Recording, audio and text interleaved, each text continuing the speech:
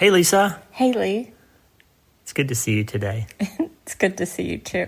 Will you help me with something? Of course. I can't remember what day it is. It's Frontal Lobe Friday. Good morning, my friend. I hope you're doing well. It's Dr. Lee Warren, and we're here on Frontal Lobe Friday. It's Frontal Lobe Friday, and I know that some people have been distressed that we're not releasing daily episodes right now. We are in the midst of a big technological upgrade to the studio, and none of that would be possible without your support. I have a quick announcement for you. We are back live with the paid program, so if you want to become a partner of the Dr. Lee Warren podcast, you'll have at least one members only episode every month and some other bonus material that nobody else gets access to. And you can sign up. It's not very expensive, but we do have a paid program to allow you to join and become a partner of the podcast. wleewarrenmd.com/join.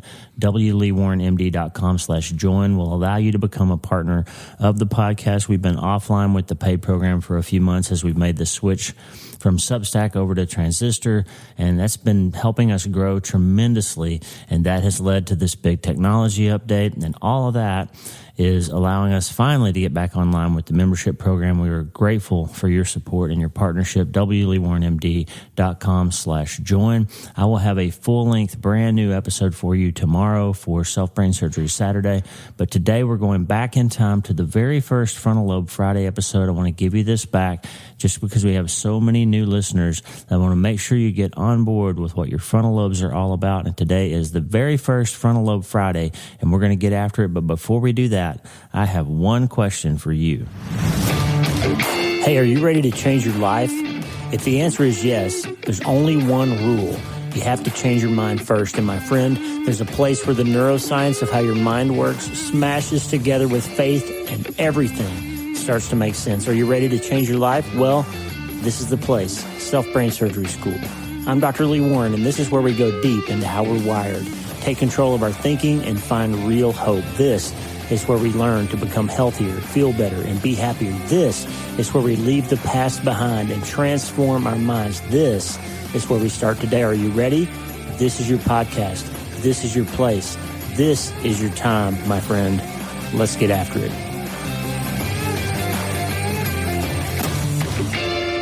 I've been trying to sort of write a new intro for the show as we get close to season 9. Season 9 is going to be all in on the neuroscience side, neuroscience and faith smashing together, how we make all this stuff work. This is Dr. Lee Warren. I'm your friendly internet brain surgeon. Not really internet brain surgeon. I'm an actual real-life brain surgeon, but you probably know me more in the context of reading my books and listening to the podcast, and I hope you're getting my newsletter, drleewarren.com, wleewarrenmd.com. You can sign up for the newsletter. Listen, it's Friday, and I'm going to start a new thing today. As we get close to season 9, like I said, we're going to dial in more on the neuroscience, and Friday is going to be sometimes Frontal Lobe Friday. What in the world does that mean, Dr. Warren? Frontal Lobe Friday. Your frontal lobe is probably the pinnacle of God's creative ingenuity. Like, of all the things that he made, the human frontal lobe sets us apart from the animals in numerous ways. But the most important one is you have the gift of something called selective attention. You can choose to think about one thing and not another thing. You can make a conscious decision, friend, when something is stressing you or giving you a hard time or something is not worth your time. You can make a decision to switch and think about something else. No other animal have that. Harvey and Lewis, God rest them.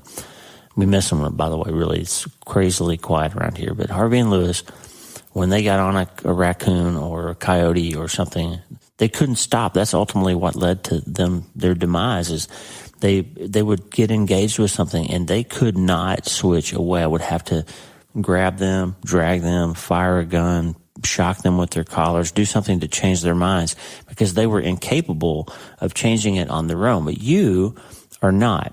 You were given this incredible gift of the human frontal lobe.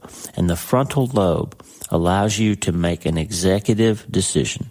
You know, we talk about the way businesses are organized, and most companies, and our hospitals are a good example, have what they call the C-suite, the chief officer's suite, where they'll have this chief executive officer, the chief operating officer, the chief financial officer, chief nursing officer, all those people, the chiefs, the C's, are in the suite of all those offices, and they're in charge of the business of that organization, right? And in big companies, it's often the top floor, like the suite of the executives up there, right? So down on the ground in a business, if something's happened and there's a fire in the cafeteria of the hospital, it's a little while before the executives get involved in that. And what's happening on the ground in the cafeteria is that somebody's getting a fire extinguisher and trying to put that fire out and making all kinds of decisions and implementing policies that hopefully had prepared them for handling whatever's going on, at putting that fire out, right? But the business of what's happening acutely, immediately on the ground isn't directly under the control of the executives, right? But in a little while, somebody's going to make a phone call or send a text or run down to the CEO's office, and they're going to say, hey, there's a fire in the kitchen. And the CEO is going to send somebody or go himself or herself and go down there and get involved and make sure that the problem is being handled appropriately, that resources don't need to be allocated differently, that decisions and policies and procedures have been followed properly to try to prevent it from happening again. All that kind of stuff the executives get involved in that ultimately will lead to a better system, hopefully, if they're good executives, right? Ultimately will improve the safety conditions, ultimately reward the heroism of whoever got involved and solved the problem and put the fire out and saved everybody, or, challenge and punish, re-educate, handle the people who didn't do the things properly that led to the trouble, that they will fix the problem and make sure that going forward things are better, right? That's what you hope your executives do. But the most important thing about that is the executive function takes a little bit of time to get involved.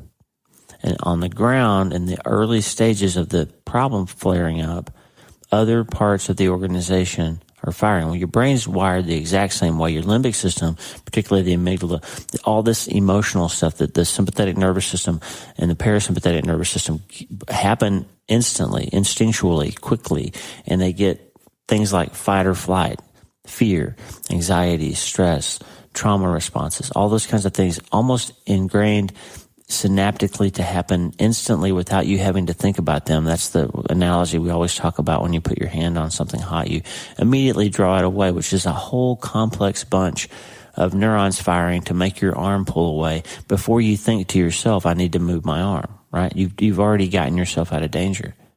And the problem with that is that same set of reactions and responses to traumas, real or imagined, or fear, anxieties, real or imagined, happen automatically in other areas of our lives too, and that messes up our relationships and causes us trouble with our kids or our parents or our employers or employees. That those automated responses, right? And I just want you today, here on Frontal Lobe Friday, I want you to realize that your more basal, more instinctual, more ingrained responses aren't always happening in your best interest. And so learning then to get your executive function engaged more quickly is a superpower that will help you become healthier and feel better and be happier in your life. It will help you, okay? Learning to get that executive function happening. And I want to remind you of a quote from the book called Disruptive Thinking by T.D. Jakes that I read. And boy, I would love to have him on the podcast sometime. He is really hard to get a hold of. Bishop T.D. Jakes would be a great interview for the show.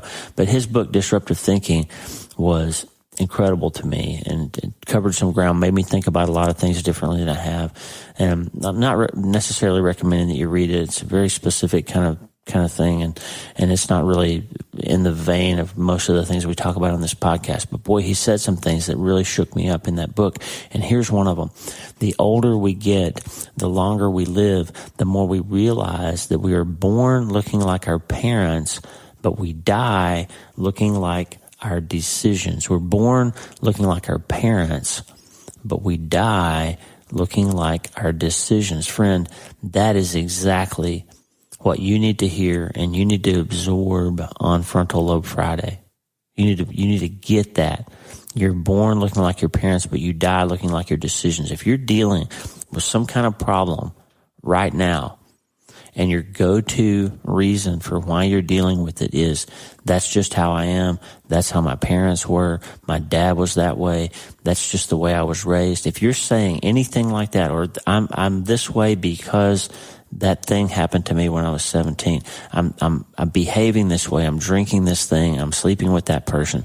I'm doing this thing. I'm not going to church. I'm doing this and I'm feeling that and I'm reacting this because of so-and-so that did this thing to me 20 years ago, or my child died, or my husband died, or my wife left me. If that's the answer to why your behavior is what it is, then I would just suggest to you that it's not their fault anymore, because you're making a decision. And you may not be consciously making it, but you are making it. You're making a decision not to change your brain and not to change your life, because you can. You have the absolute power to get your frontal lobes in an executive role to make the changes that are needed to be made to make your organization of your life better than it has been. You can make those decisions. You can make those changes. You may think, no, I can't. I've lost too much. And I want to remind you of Ernest Hemingway in the book, The Old Man and the Sea, which is one of my favorite little books. If you've never read it, you should go read it. It'll take you about 4 hours probably. It's a short little little book. And the story is an old man in a boat out in the ocean. He catches the big fish that he's been trying to catch his whole life, the biggest marlin he's ever seen. He's got it lashed to the side of his boat, and all of a sudden the sharks show up. And they're going to take that fish from him that he's fought so hard for. It's the only thing he's got in his life is his one triumph. He's finally achieved this thing, and they are going to eat it all up, or he's going to die. And he may not even make it back safely to land. And he's struggling because he's out in the boat in the middle of the ocean, in the midst of the struggle with the sharks and the distance and the weather and the lack of food and water and all those things. And he says this: now is no time to think of what you do not have. Think of what you can do with what there is. Now is no time to think of what you do not have. Think of what you can do with what there is. And friend, that's what I'm telling you today here on the inaugural episode of Frontal Lobe Friday. You can stop, and you must, if you want to become healthier and feel better and be happier, you must stop living your life in the echo and shadow of what's happened before and what other people have done before and how you think your genetics are and how you think your parents forced you to live and think and behave in a certain way. And you must stop thinking, I don't have this and I don't have that, and that's why I can't be happy. Or if I could only get to this place, or only get that promotion, or only achieve this thing, then I would be happy. If you believe that your happiness and your peace of mind and your ability to have a meaningful and purposeful life depends on any external circumstance, person, relationship, achievement, experience, emotion that could be taken from you or has been taken from you, then you will never actually be happy. You will just find yourself in a series of shooting at moving targets that you are never able to hit and wondering why you can't find your way towards being happy. And you will ultimately blame it on somebody else or something else that's happened. But now, my friend, is no time to think of what you do not have. Think of what you can do with what there is. That, my friend, is the way to get your frontal lobe engaged and take over all those basal instincts and teach them new ways to behave. You make new brain cells every day of your life. And those brain cells are looking for a job to do. They're looking for a pathway to be wired into, because neurons that fire together wire together. And your job as the CEO of your own life, and please, please, please accept the title of the CEO of your own life. Now understand, even CEOs answer to somebody higher. Okay, so I'm not saying you're the God of your own life. I'm not saying that, because if you have it right, if you're doing things properly, you're going to be in submission to the Lord, and He's going to help you live the life that He designed for you, and that's going to make you even happier and even more whole and aimed at the purpose that you were created for. So I'm not saying be the God of your own life. Don't hear me saying that. But the CEO answers to the board, okay? The CEO answers to the shareholders. And if you're the CEO of your own life, you answer to the Lord, and He's going to help you be better at managing your own life, okay? So When I say that, just understand the context in which I'm saying it. Your frontal lobe is the executive of your brain and your mind. And your brain and your mind control what your body does, and your body controls what your life looks like. Okay? And now we know from epigenetics and neurobiology and interpersonal neurobiology that the things you think about change the way that your brain behaves, and that changes how other people experience you and changes their brains too through mirror neurons. And you are actually incredibly influential in the life and success of other people around you, and in the genetic changes and markers that get expressed in your children and your children's children and your children's children's children. That's the basis of generational curses. It's also the basis of generational blessings. And you can be in charge of deciding that it's going to stop with you or start with you to get better. Okay? I want to tell you, if you really want to tune in to your spirit and start hearing things that are better than this is just how I am, or this is how it's always going to be, or I can't make this happen because I'm just fated and genetically coded to be this way, I want you to understand God has a different story for you. How do you hear him? Jesus is what God sounds like. Pete Greig said that in his incredible book, How to Hear God. If you're wondering why you're not hearing God, the first thing to do is cuddle up to places where he definitely is, and that's in the Word. He's already given you a lot of his own words. And Jesus is what God sounds like. So get to know him. That's going to give you some tools, some toolkit, some prehab to handle the things that you think about when you're going through something hard, okay? And that's going to allow you to get your frontal lobe involved and learn how to do that thought biopsy and put that little space in between the stimulus and that immediate, hey, I got to put this fire out, and hey, maybe I should call the CEO and find out what I need to do next before I make a decision that might be the wrong one after I get the fire out, okay? Think about getting your executive team on board. Let those smart neurons help you make better decisions so that you can stop dying looking like your decisions if they're not good ones. Okay? Look like better decisions.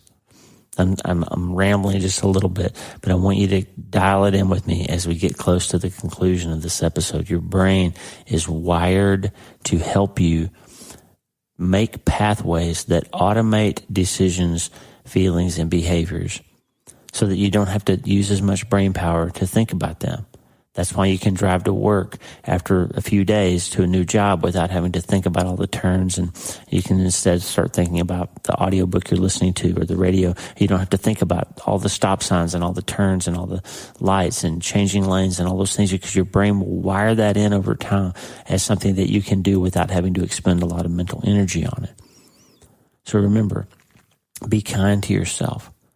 Be trauma-informed towards yourself. Remember not what's wrong with me, but what happened to me gives you insight, not excuses, about how you can move forward from now. Because what got you here to this place where you're listening to this podcast and wondering how you can make things better and wondering if you can really test out some better opportunities to live differently in the future this September as we're examining ourselves, then also be patient with yourself, because neurologic damage in my patients, when they have a spinal cord injury or brain injury, the first thing I tell them is be patient.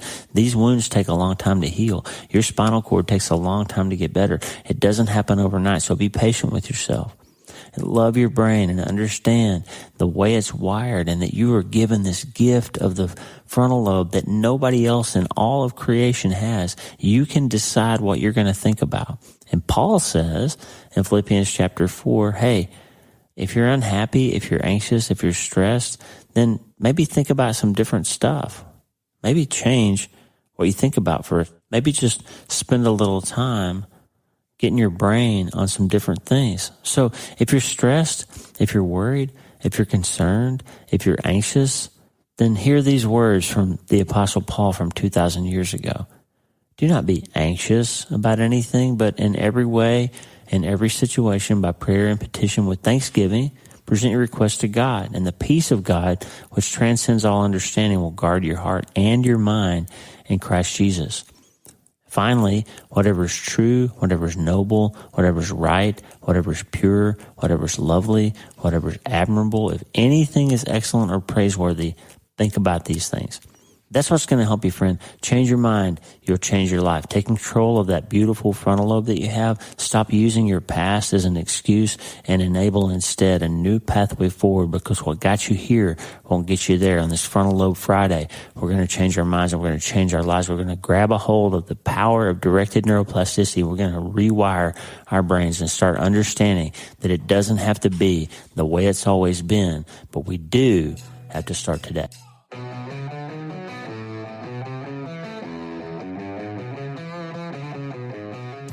Hey, thanks for listening. The Dr. Lee Warren podcast is brought to you by my brand new book, Hope is the First Dose. It's a treatment plan for recovering from trauma, tragedy, and other massive things. It's available everywhere books are sold, and I narrated the audiobooks. Hey, the theme music for the show is Get Up by my friend Tommy Walker, available for free at TommyWalkerMinistries.org.